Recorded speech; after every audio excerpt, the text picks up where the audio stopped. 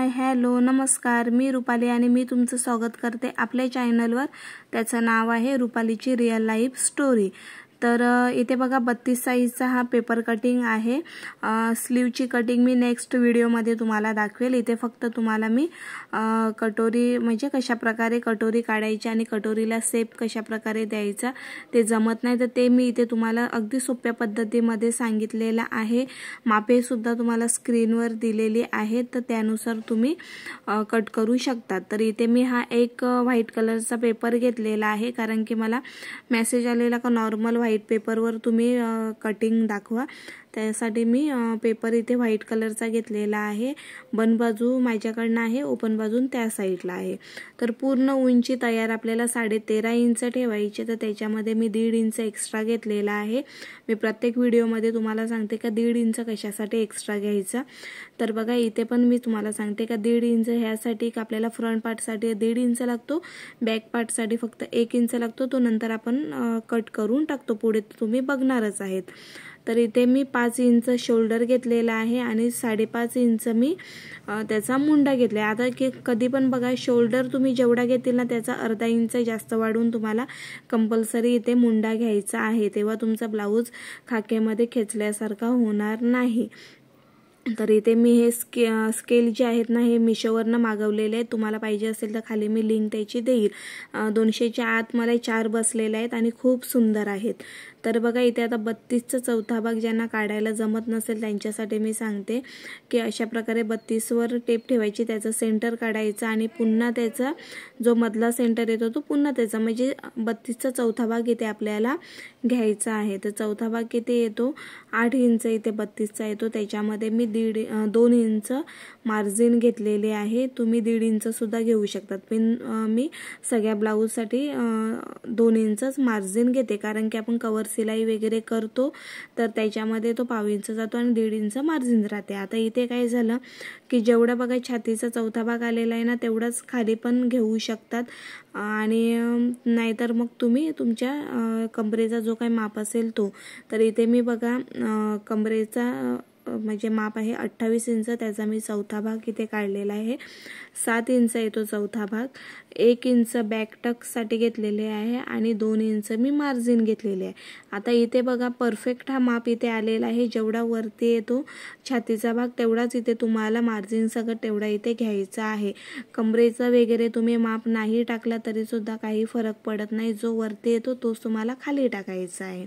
त्याच्यानंतर काय करायचं, आर्मोलकडे बघा 1/2 इंच एवढा मध्ये यायचा आणि सरळ अशी त्याला रेष मारून घ्यायचं। हे कशासाठी का आपल्या बघा जिथे आपण स्लीव लावतो पुढच्या साईडला तर तिकडे फुगा वगैरे येतो बघा, तर अशा प्रकारे तुम्ही केलं तर फुगा येणार नाही। तर बाहेरची रेष आहे तिकडनं 1 इंच आणि मधली रेष आहे तिकडनं 1 इंच आणि बाहेरची जी रेष आहे तिकडनं 1 इंचावर असं तुम्हाला आर्मोलसाठी माप टाकायचं आहे। त्याच्यानंतर बघा आर्मोलला केवढा सुंदर शेप आलेला आहे। त्याच्यानंतर काय करायचं की हा बघा आपला फिटिंगची जी आपण मार्जिन घेतलेले तिकडनं थोडंसं तुम्हाला 2 रेषा टेपच्या एवढं तुम्हाला इथे यायचं आहे खाली।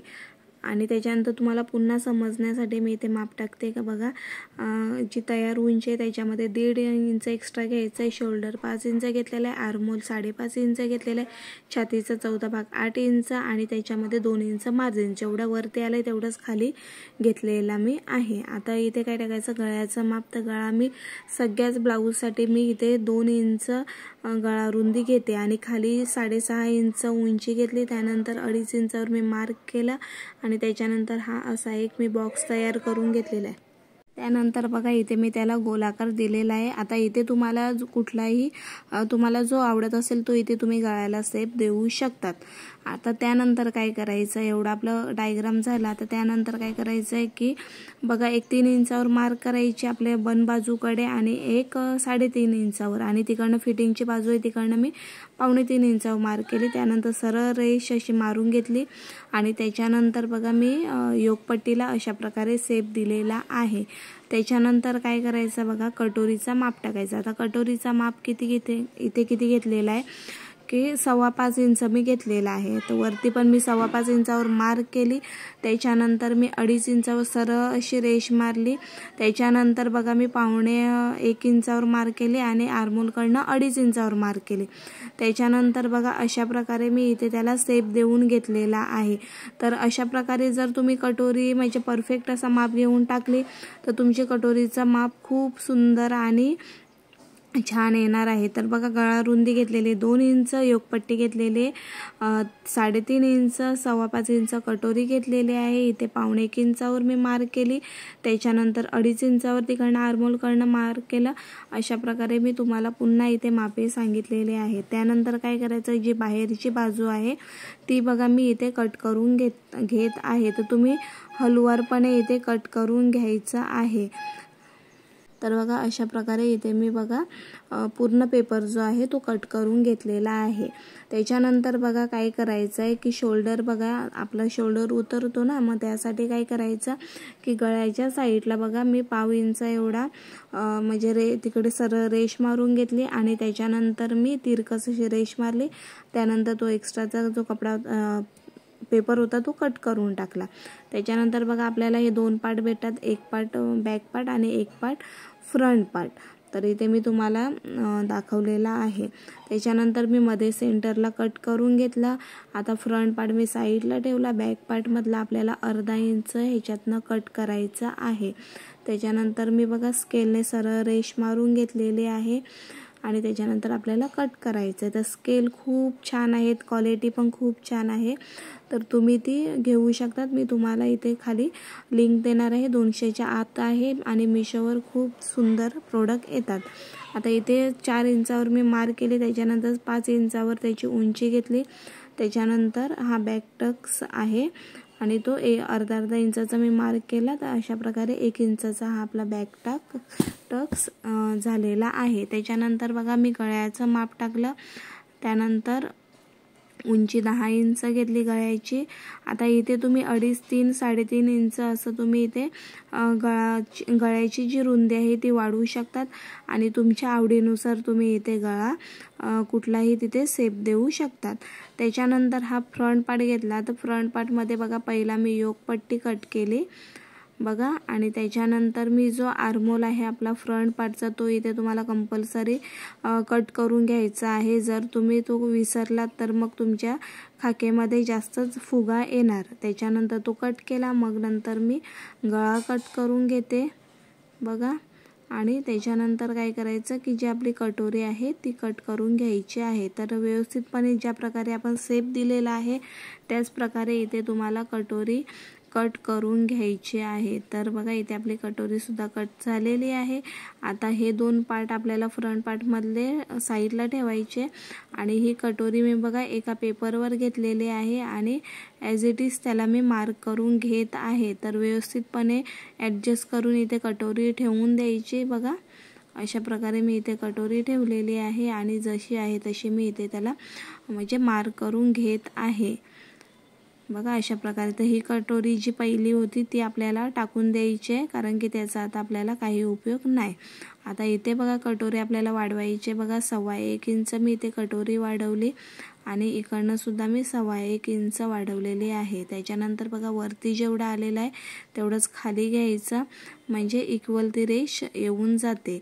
त्यानंतर बघा अशा प्रकारे थोडंसं पॉईंट वाढवून घ्यायचे आणि त्याच्यानंतर असे त्याला सरळ रेष मी इकडनं मारून घेतली हुकच्या साईडनं. आणि इथे आता बघा का हा आता एक्स्ट्राचा पेपर आहे तो मी कट करून पहिला घेते नंतर दाखवते तुम्हाला.